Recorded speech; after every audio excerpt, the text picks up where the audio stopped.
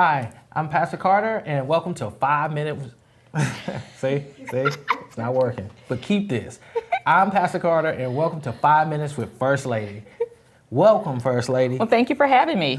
Well, this is actually your podcast, but y'all got me to sit in today. Okay, absolutely. Because usually I'm just the voice. Okay. But we're going to go through this 5 minutes. Okay, sounds good. On the docket today, our first topic would be friends. Okay. So, how does your faith walk affect your friends? It's an excellent question. How does my faith walk impact my friendships, basically?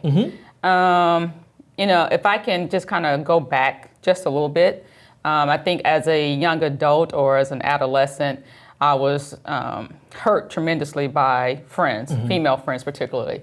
So throughout my life, it was difficult to create and establish those friendships.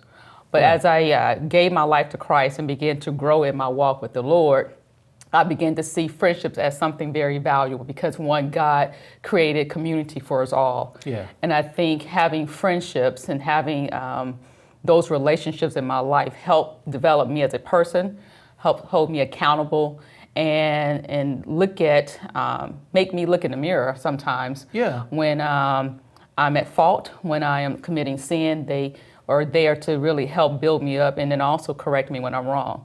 Yeah. So I think those friendships are very valuable if they are those friendships that really guide you in the right direction. Because not all friendships are healthy friendships. Yeah, that is definitely key. Friendships that guide you in the right direction, because a lot of times we can have influences in our lives that only take away from us and they never pour into us. And I think you also said something that that stuck out to me. It was like when you were younger, it was hard because people betray you, but when God came into your life, you've had to learn to trust, right? Absolutely. Because we got to learn to trust God. Absolutely. Because we can't really see Him, and we use that discernment to get rid of those bad friends.